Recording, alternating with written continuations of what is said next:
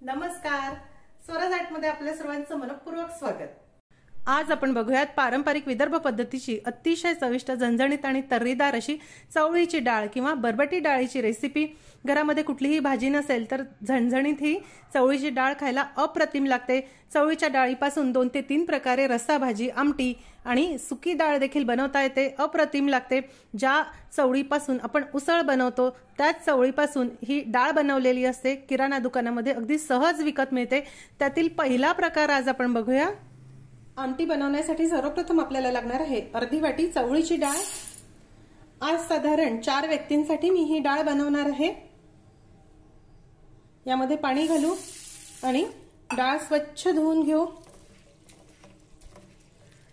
चवळीच्या आकारावर ह्या डाळीचा आकार देखील अवलंबून असतो। कधी कधी खूप लहान आकाराची चवळी असली तर डाळ अशी लहान नाजूक अशी असते, किंवा मोठ्या आकाराचे जर चवळीचे दाणे असतील तर मोठी मोठी लांब लांब ही डाळ असते।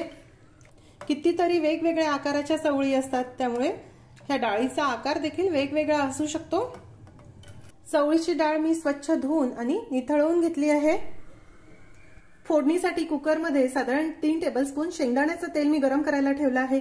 शेंगदाणा तेलामध्ये ही भाजी अप्रतिम लागते, खूप खमंग लागते। पण शेंगदाणा तेल तुमच्याकडे नसेल तर ह्याऐवजी तुम्ही वापरता ते तेल वापरलं तरीही चालेल। बाजूच्या गॅसवर साधारण 2.5 वाटी पाणी मी गरम करायला ठेवलं आहे। आज आपण कुकरमध्येच डायरेक्ट झटपट ही आमटी बघूया। तेल गरम झालं की त्यामध्ये जिरं आणि मोहरी घालू। जिरं मोहरी तडतडली, आता यामध्ये एक मध्यम आकाराचा कांदा घालूया।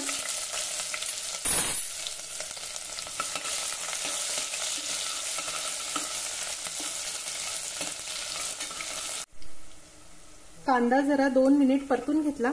आता यामध्ये 1 टेबलस्पून ठेचलेलं आलं आणि लसूण घालूया।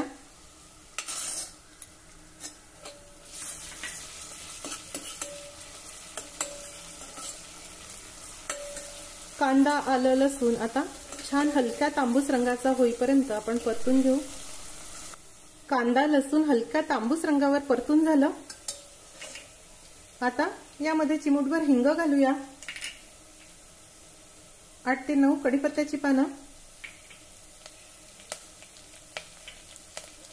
हळद घालूया आणि एक मध्यम आकाराचा टोमॅटो। हा टोमॅटो जरा मऊ होईपर्यंत आपण परतून घेऊ।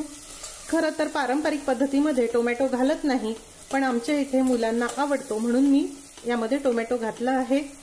टोमॅटोऐवजी तुम्ही यामध्ये थोडासा आमसूलचा तुकडा देखील घालू शकता। टोमॅटो छान मऊ झाला।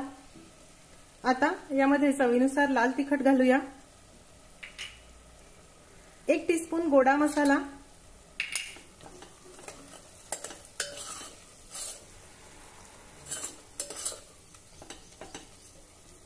तिखट घातल्यावर जरा वेळासाठी परतून घेऊ। आता चवळीची डाळ घालूया।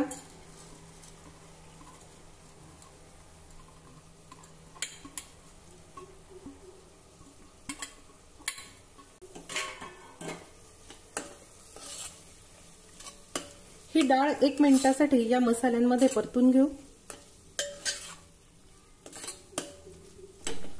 हे बघा, ही डाळ जरा परतून झाली। आता यामध्ये आपण गरम पाणी घालूया।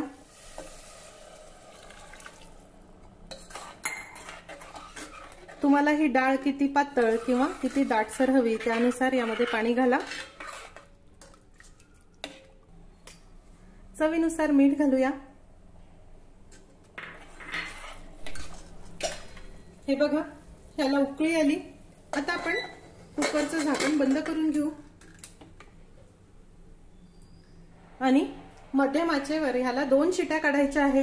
तुम्हाला जर आमटीमध्ये डाळ अगदी मऊ हवी असेल तर 3 शिट्या काढा आणि थोडीशी मोकळी अशी हवी असेल तर 2 शिट्या काढल्या तरी चालेल। कुकर गार झाला, आता आपण उघडून बघूया।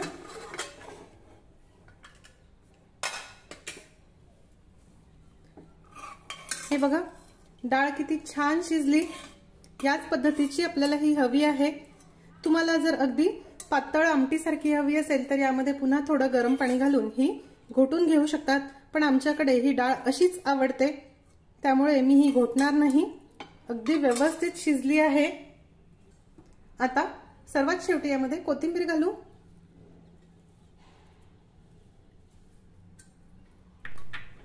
गरमागरम खूप चविष्ट, पौष्टिक, तर्रीदार आणि झणझणीत अशी चवळीची डाळ किंवा बरबटी डाळ तयार आहे।